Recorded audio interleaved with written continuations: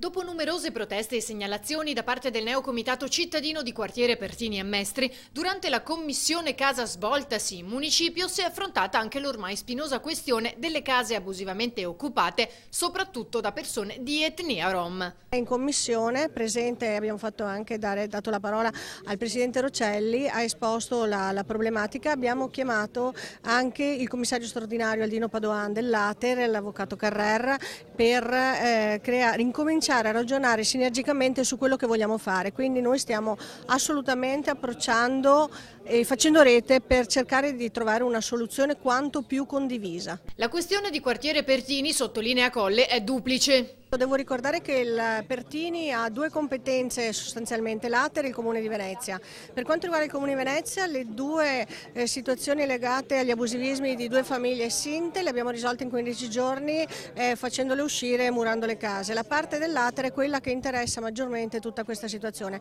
Una soluzione potrebbe arrivare già a partire dalla prossima settimana.